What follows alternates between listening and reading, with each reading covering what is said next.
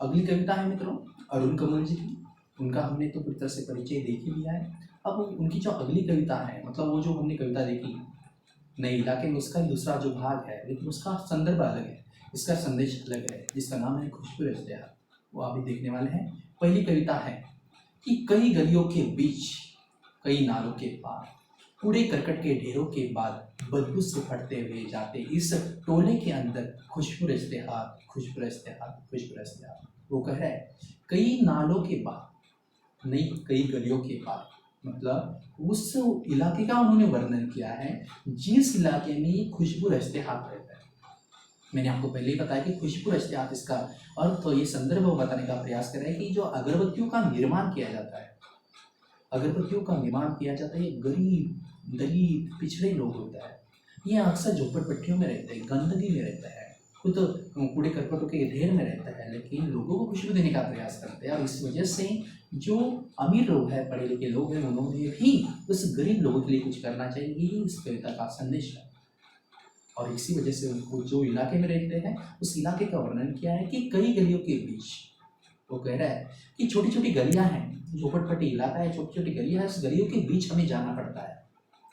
कई नालों के पार, वो झोपड़पट्टी इलाका होने की वजह से गंदगी से भरी हुई बड़ी बड़ी नालियां हैं और उस नालियों को पार करते हुए हमें जाना है, क्योंकि इतनी गरीबी है कि वहाँ पर सीमेंट हो या अलग प्रकार के रास्ते जो है पक्के रास्ते बने नहीं हैं। कई ढेरों के बाद वहाँ पर किसी प्रकार इतना साफ सुथरा वातावरण नहीं है, बड़ी बड़ी गलियां नहीं है, बड़ी बड़ी वहाँ पर साफ सुथरा रखने के लिए कोई प्रयास नहीं करता। और इसी वजह से हर एक गली के पास जो ढेरों अलग प्रकार का कूड़ा करकट है वो नालों के बीच में पड़ा हुआ है। उस नालों के बीच में जो पड़ा हुआ है उस नालों के ऊपर अलग प्रकार की गंदगी फैली हुई, अलग प्रकार के कुत्ते हो, बिल्लियाँ हो, अलग प्रकार के सुअर हो, उसमें अलग प्रकार से उस गंदगी में जीवन जी रहा है, बदबू से फटते जाते इस टोले के अंदर। ये जो टोला है, ये जो इलाका है, इस इलाके में अगर जाएंगे तो बदबू ही बदबू है, बदबू ही बदबू है, क्योंकि नाले हैं,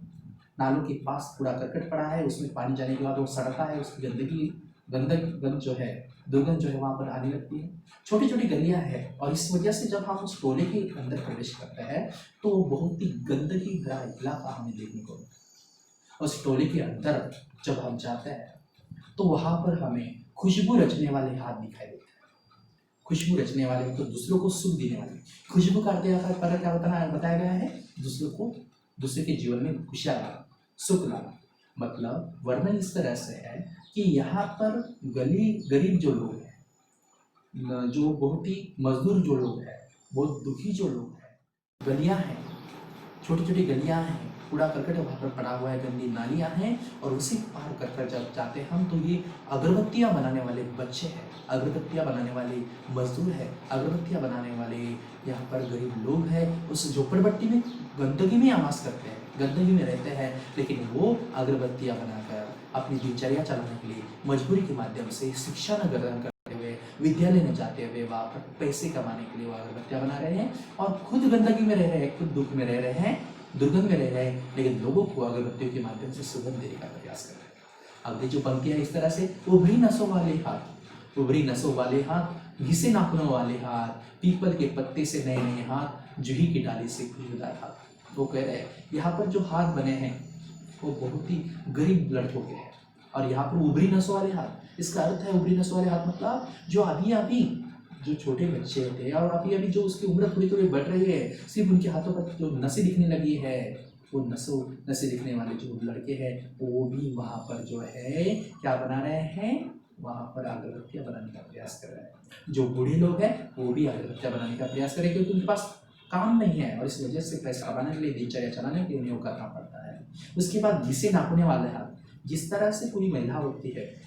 वो घर में बहुत सारा काम करती है और बहुत सारा काम करने की वजह से उसके नाखून घिस जाते हैं, मतलब बहुत काम की वजह से उसके नाखून घिसे हुए हैं और उस वजह से वो काम कर आई है और फिर से वो अगरबत्तियाँ बनाने का काम कर रही है, क्योंकि किसी प्रकार उससे जो और मजदूरी मिले, जो पैसा मिले, उस पैसे के अनुसार वो अपने जीवन में अपने परिवार का एक दिनचर्या चला सके। वहाँ पर पीपल के पत्तों से नए नए हाथ, वो कह रहे हैं कि उसी के साथ पीपल के पत्ते से, मतलब जिस तरह से पीपल का पत्ता होता है, जिस तरह से उसका आकार होता है, सुडौल आकार होता है, उसी प्रकार जो नए नए बच्चे हैं जो नए नए बच्चे हैं जिनका समय जो है उन्होंने अभी विद्यालय में जाना चाहिए, पढ़ाई करनी चाहिए, शिक्षा करने लेनी चाहिए, खेलना चाहिए, कूदना चाहिए, हंसी मनाने की, खुशियाँ मनाने की जो दिन थे वो पीपल जैसे हाथ लेकर वो वहाँ पर मजदूरी करने जा रहे हैं, क्योंकि घर में वो इतनी गरीबी है, इतनी निर्धनता है, इतनी गरीबी की वजह से, उस निर्धनता की वजह से उन्हें मजबूरी में काम करना पड़ रहा है और ये दूसरों के लिए खुशबू बनाने का प्रयास कर रहे हैं खुद गंदगी में रहकर। उसके बाद है जूही की डाली जैसे खुशबूदार हाथ। उसके बाद छोटी छोटी लड़कियां